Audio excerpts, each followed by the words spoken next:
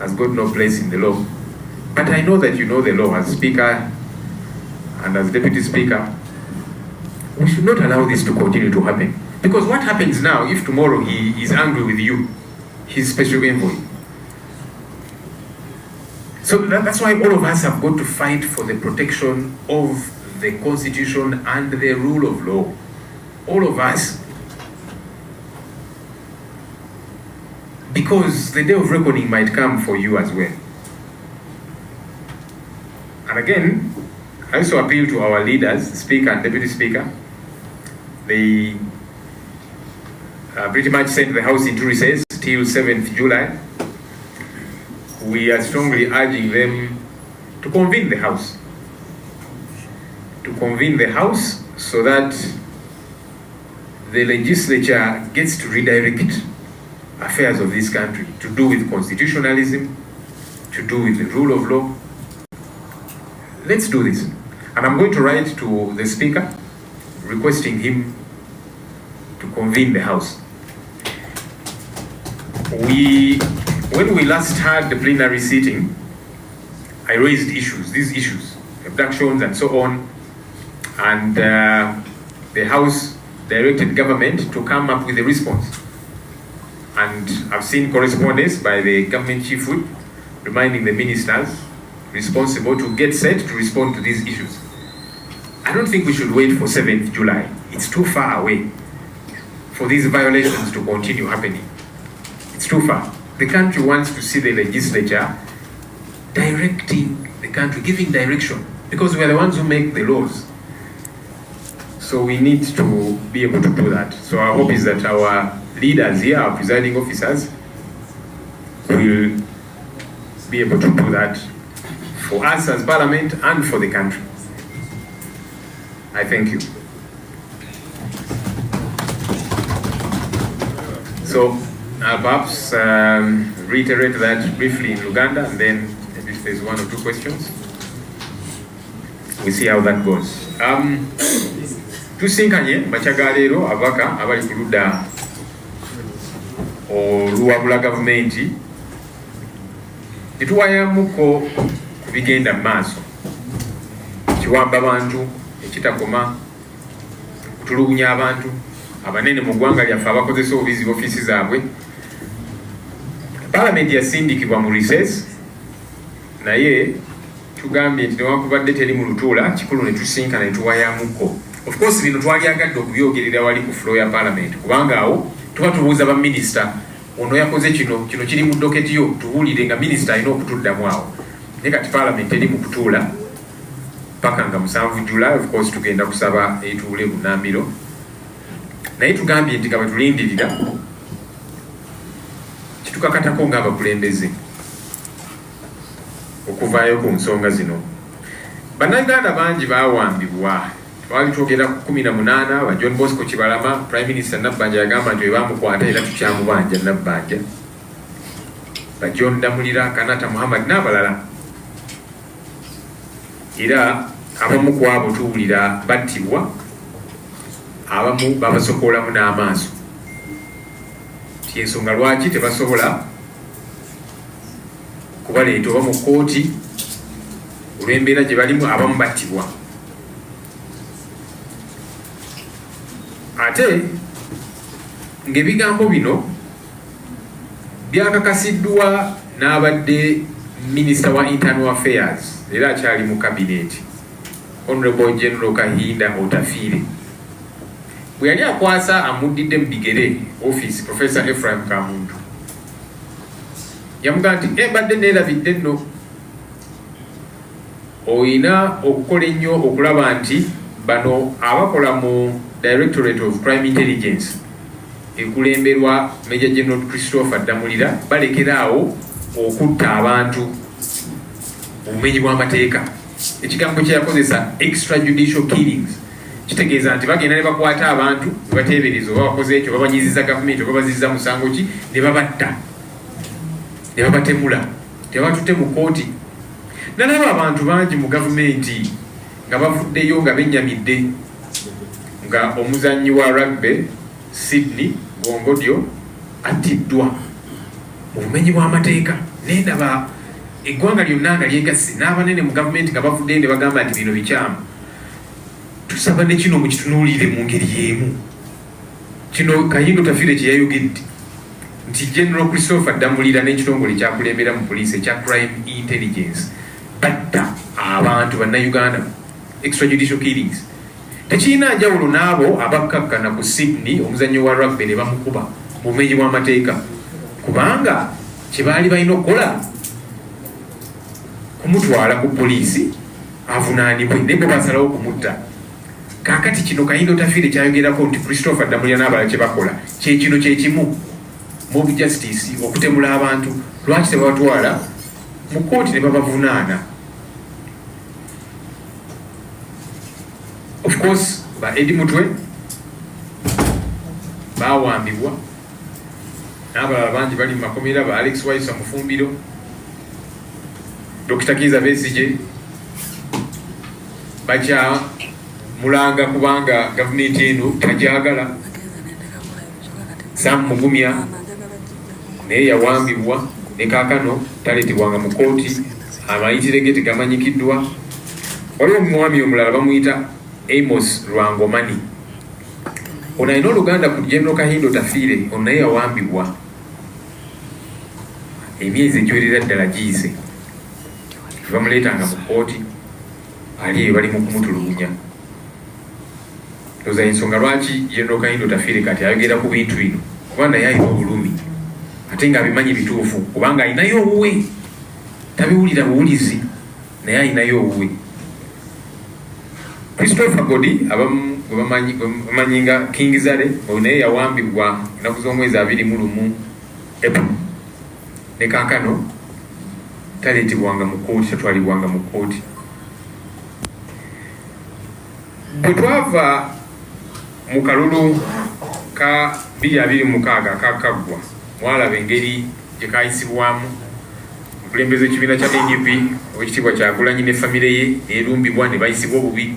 Ebintu bize bibeerawo bino. Kakati ku Mande mwalabye Kanso Elias Lukwago balumbye amaka ge ne bamuwamba.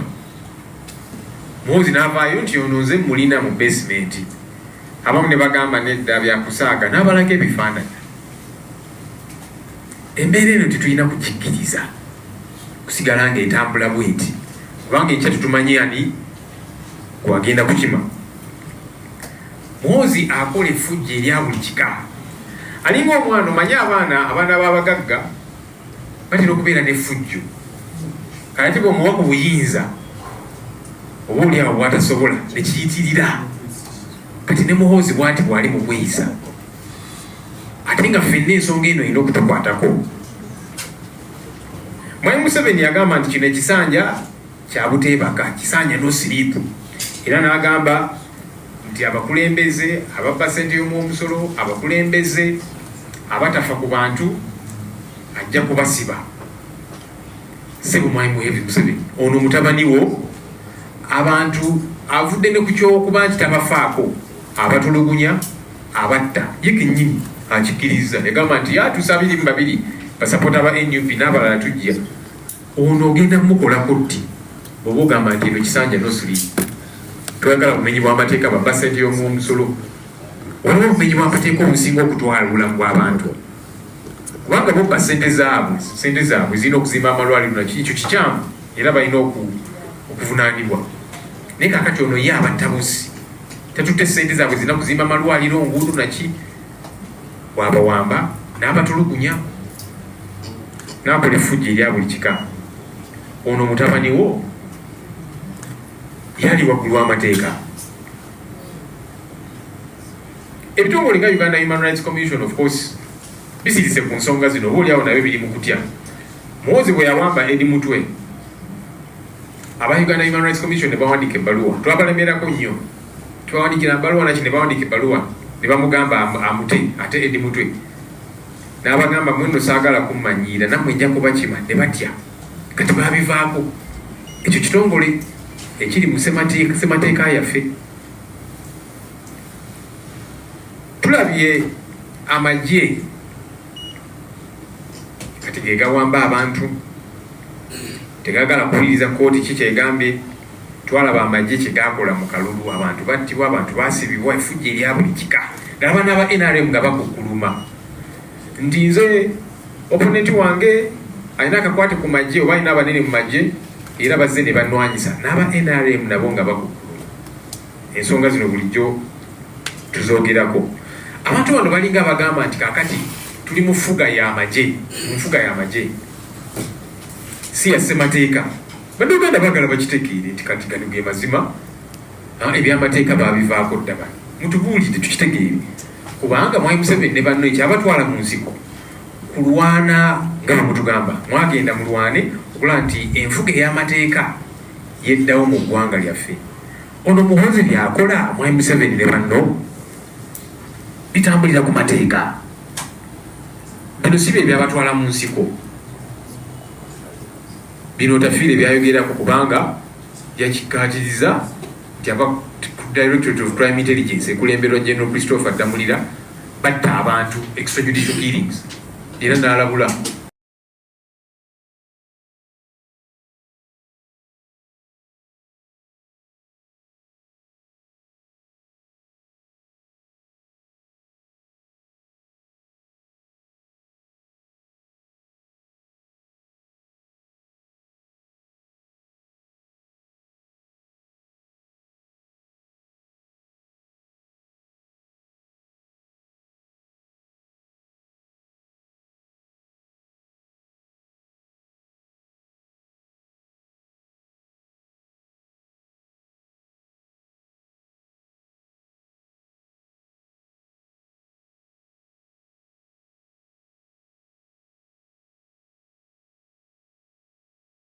kanalayo Muhoozi yatiisatiisa ne bannamawulire ndowooza tayagala mwogere ku nsonga zino reportingeko. NTV ne Daily Monitor nzija nja kubaggala kati ayagala kutiisatiisa buli omu tubeere mu kutya.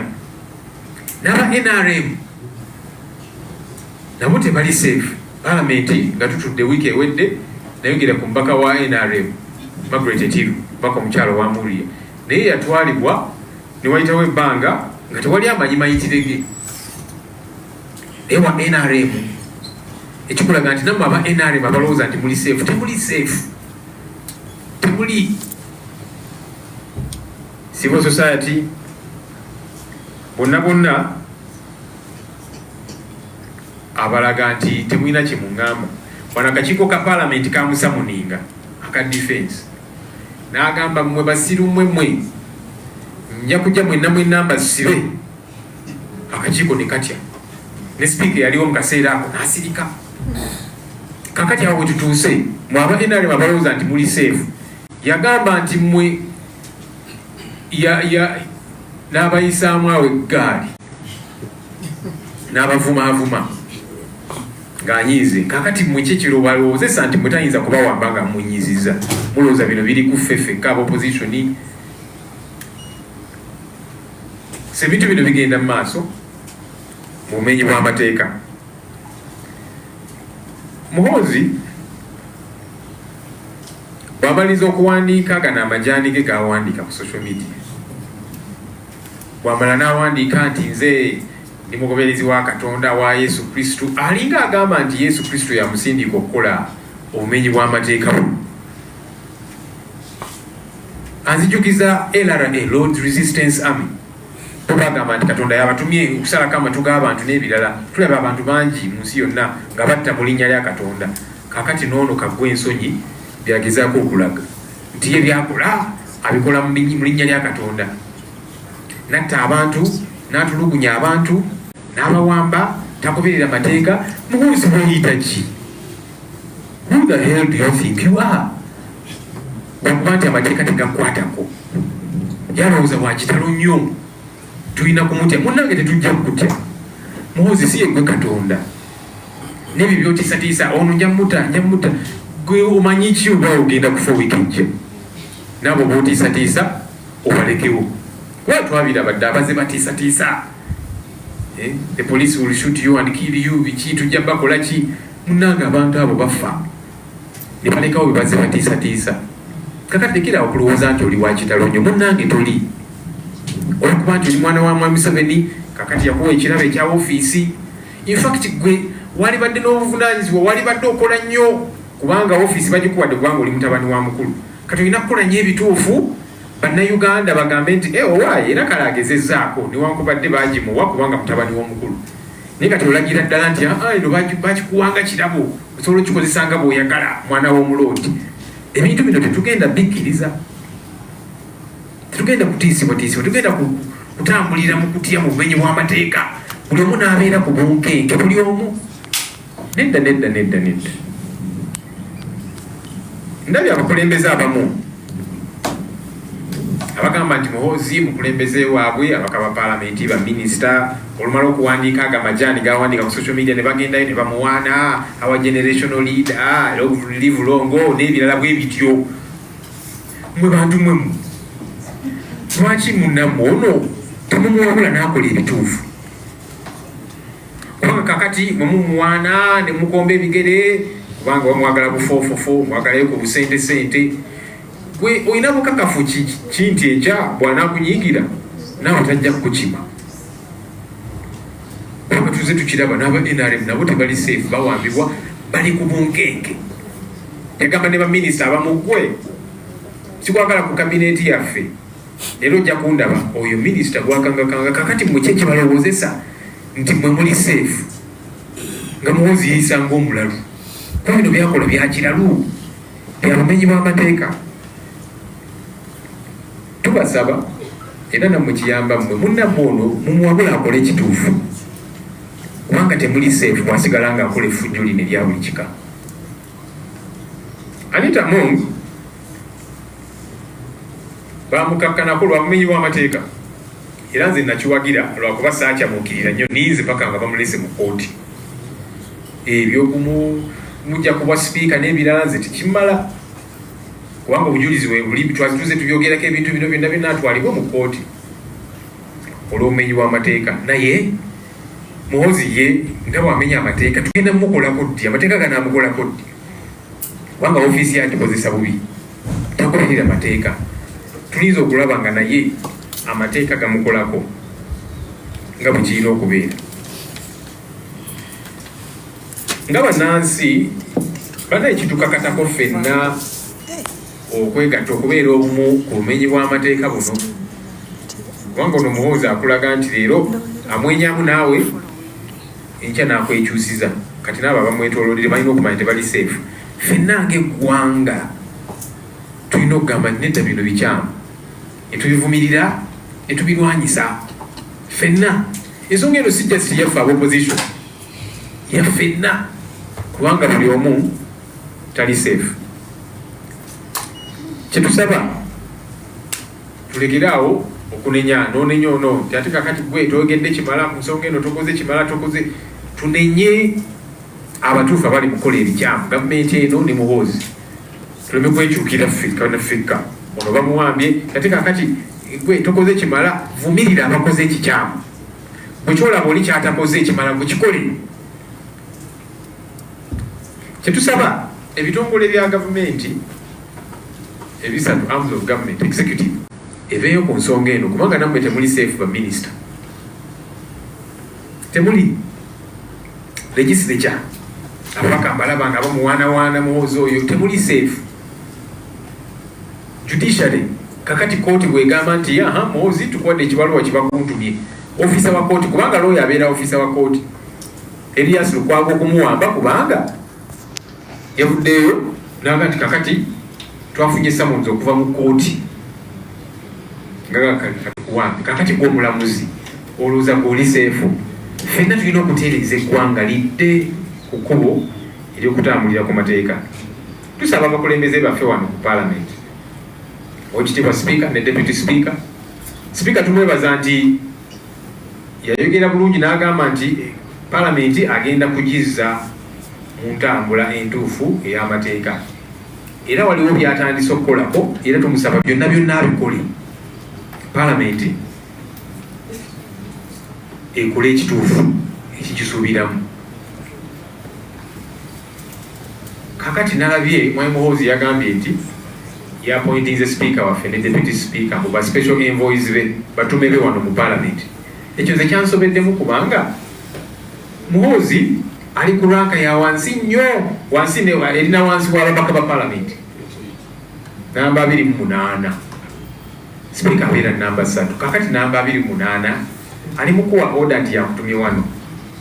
Ekyo zisa kitegedde mu mateeka, minisita n'abalala. Kakati ffe sipiika waffe kitumusaba, oba oliawo Muhoozi akuwuliriza, oba oliawo muwabula akole ekituufu, tukusaba ng'omukulembeze waffe wano ku palamenti. Paka tetumanyi oba agenda kuwamba bubaka ki, agenda kukola kituleme kutuuka awo. Muwabula akole ekituufu, oba oliawo akuwuliriza, akuwa ekitiibwa nga sipiika nga mukwano gwe yakuyise envuyo.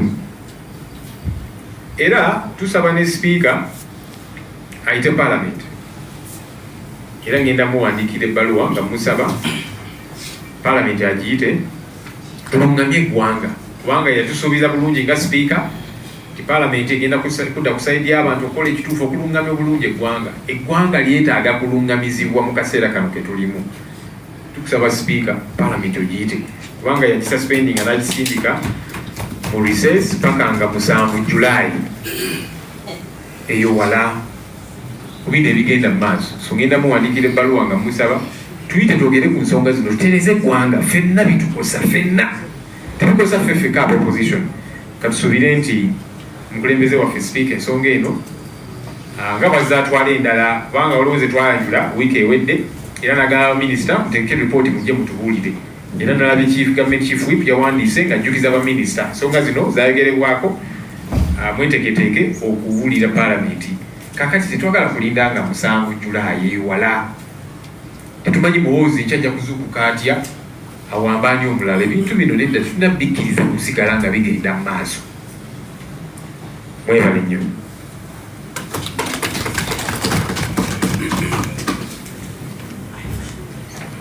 Emikono nga mingi.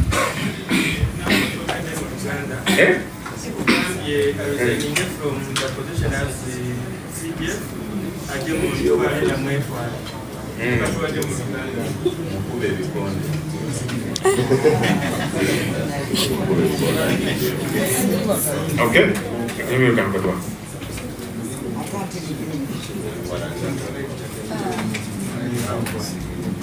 Tugasooka tutwale emikono, we are in the Uganda version. Tugasooka tutwale both.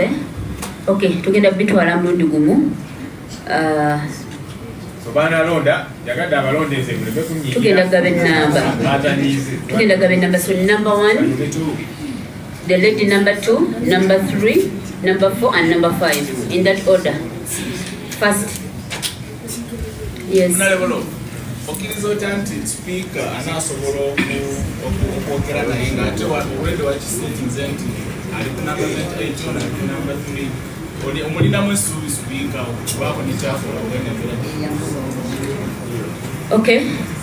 Question noted. Number 2, the lady. Okay, number 2 is, if this kind of atrocities is talking about continues, where next are you going to go, or what are you going to do as a body that checks the government? Then number 2, we have seen one of our honorable members beaten every time. That is Honorable Zake. So if this starts like this, doesn't it bring worries to you? And what is your projections for this time? Yeah, projection. Okay, thank you very much. Number 3, the gentleman in white. Thank you so much. My name is Francis Vega, Radio Sapiens. First, blow. You've spoken. You say, talked, done it. What is the next action? What are you taking on after saying all this? Because we've reported it. We are going to do this, we are going to do that. My last one is a rejoinder about the garbage Muhoozi says in Uganda you have extended Majani tea.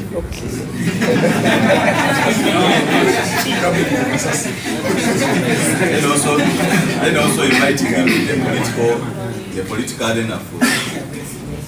Okay, thank you very much. Number 4. No, it's number 4. The lady was number 2, number 3, number 4 was him, and then number 5 was him. No, we shall come back to you, sir.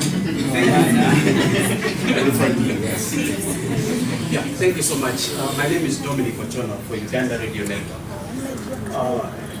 During the 11th Parliament, when the law was still Chair Kosasi, his report on Uganda Airlines was trashed by the then Speaker Nita Moore on allegations that it was leaked.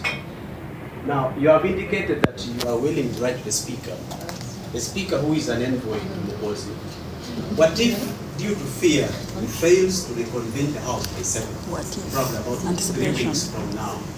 What other options do you as the opposition force have this addressed? And then when are you going to write to him? Okay, thank you very much. Yes?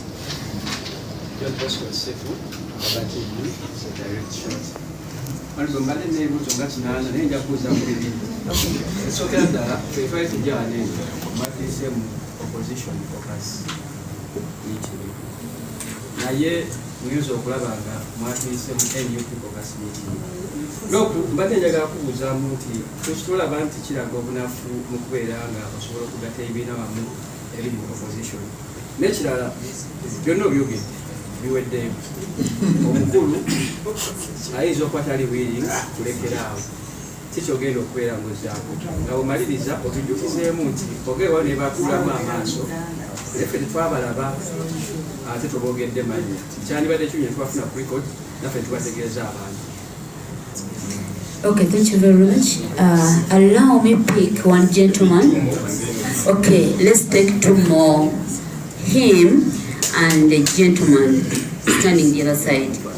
Nyansalo, waliwo ekikolebwa ekigenda mu maaso bw'otunulira ku side ya opposition abamu tulaba nga waliwo struggle virtue eri intention. Akulira oludda oluvuganya President wa NUP Robert Sentamu is forced one way side. Okay, let's allow him to ask his question.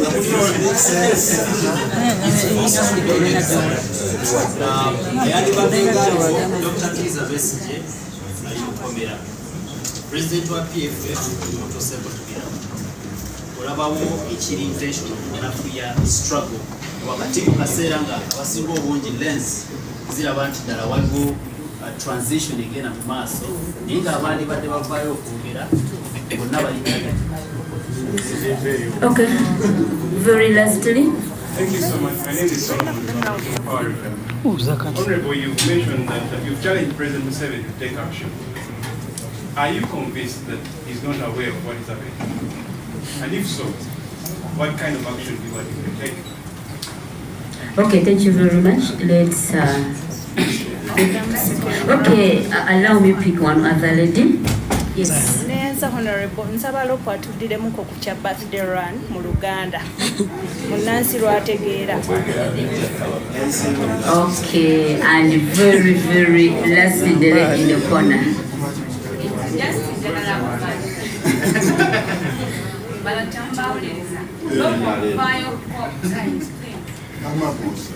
She said you're leading. We'll see a vice president. You are.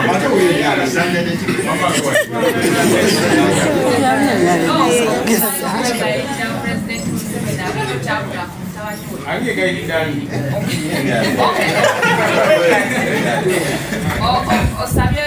Government. I will President Museveni.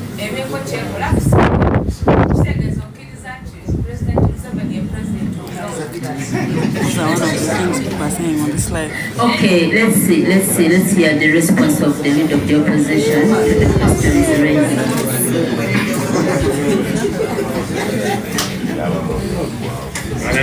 ne Gloria namudifendinza abuuze ekibuuzo kye nga mmanyi agenda kubuuza obubuuzo naye bwati bwasazeewo okukozesa time ye.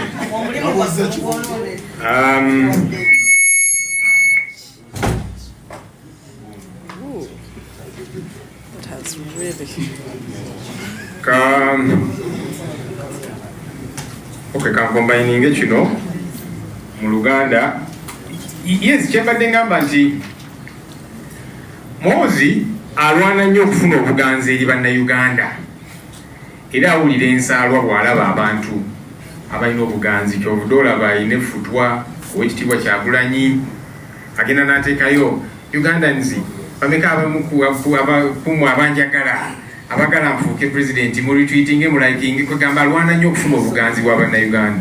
Onaabufuna otya ng'obayisa bw'oti? Alaba obuganzi beene bwalina buli mwaka ategeka birthday run. Abo enkumi n'enkumi z'abantu ne zijja.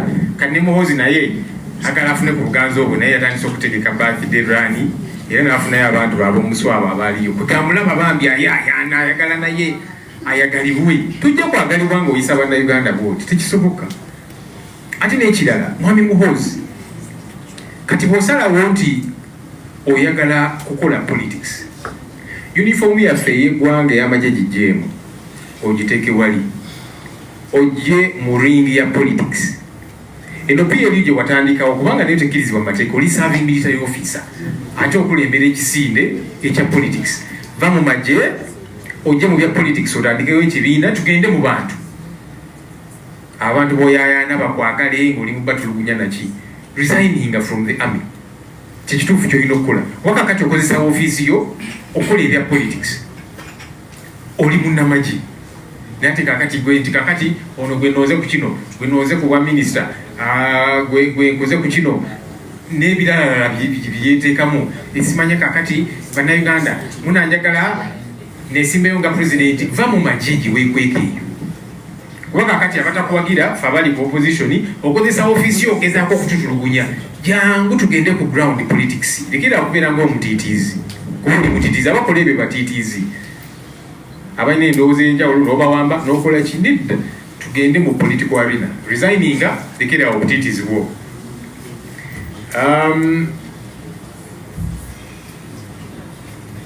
Kisitu kagende ku kisitu. Kisitu ndoza ebyo bya Luganda si bya Luzungu lyali. Abuuzizza nti kaakati watuyise nga opposition bonna tebaliiwo muno olabamu wa NRM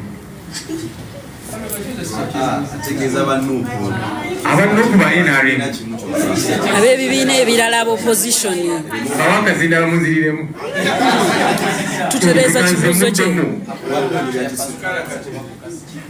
Of course parliament eri mu recess nga mukimanyi, so ababaka bangi bali mu byalo byabwe constituency zaabwe etugambye abaliwo tubeerewo. Abalala of course balina mu by election Kalangala Ekikuube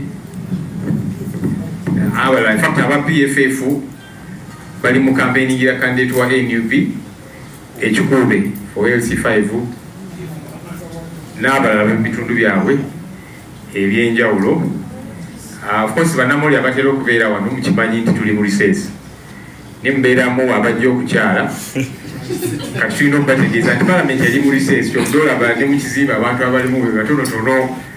Kati Kisitu mumuyambe bannaye mubuulire biki ebigenda mu maaso. So y'ensonga eri munnange mwami Kisitu lwaki oba oliawo ffenna tetuli wano ku nsonga ezo ez'enjawulo. Waliwo ne by-election simanyi oba Kisitu basindiseeyo abantu baffe ab'enjawulo n'abalala bali mu kooti n'abalala naye ffe weetuli. Era Kisitu abuuzizza nti nga tetunnalaba kwabo bemwogerako bemugamba nti battibwa n'abalala baggibwamu amaaso.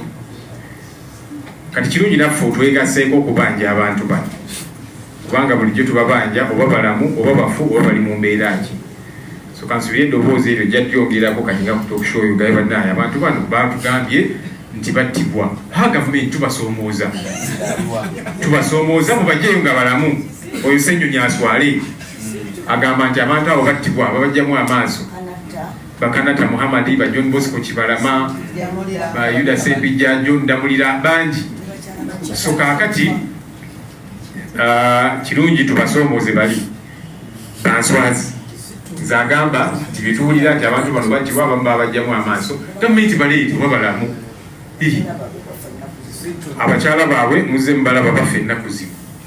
Mukyala wa John Bosco Kibalama twamuziika. Juzi twabadde e Masaka nga tuziika mukyala wa John Damulira. Kati bibigenda mu maaso tebitegeerekeka. Ebirala nzabaddeko ne mu Luzungu, then I'll see what to translate. Will the speaker talk to him, to Muhoozi? Do you have hope? Well, me, I'm appealing to my leader, the speaker, who I know is close to him, to guide him. He needs guidance. He needs a lot of guidance about the law, about manners, about many things. So he should be guided. What happens if these atrocities continue? Well, that's why we are calling on the people of Uganda that we all should not allow these things to happen, continue to happen. This is not a responsibility for just the opposition. It's a responsibility for you in the media also, because nowadays they beat you people. Me, when I was in the media, I joined the media in 2006. Yes. And when we were in the media, they never used to beat us. But now they beat you. So why don't you want to talk for yourselves also? So that means everybody should be concerned. Religious leaders, no one is safe. That's the point, yeah? So we should all disallow these things from continuing to happen. Projection for this term. Some said this is Chisanya, no sleep. Indeed, we are not sleepy. We are concerned about the many happenings. Many people are really concerned. But we want to see him actionalize the talk out there. Ours is, we shall keep tightening the noose. That Kulondola he was saying, we have been doing. Where have you been, Mr. Museveni? We have been doing the Kulondola. We show you the corrupt, you only promote them instead of taking action against them. Then afterwards you pretend, even with the opposition, we are not doing the monitoring. But when we tell you, you don't want to take action. You want to wait until when? All those Kosase reports that we did, it is much later that you wake up to smell the coffee. So really, you cannot blame us. Lubega, we have talked. What next? You don't want us to talk also. Talking is very important. That's why people are being abducted, because they are talking. That's how impactful talking is. We don't have guns. We are not going to pick up guns and go to the bush. We shall use our mouths to articulate the law, the constitution, as it does prescribe all these different things. And that's why some people fear to talk. So those who can talk, let us talk. And that's why to keep you, you've had some religious leaders saying, me, I want to talk, what if they abduct me also? That's how powerful talking is. And it's what we are encouraging everybody to do, talk about these things, don't keep quiet. Dominic, yes, what if the speaker does not convene the House? Let's wait and see. We are making that appeal to him. Our hope is, because he's come through as a reformist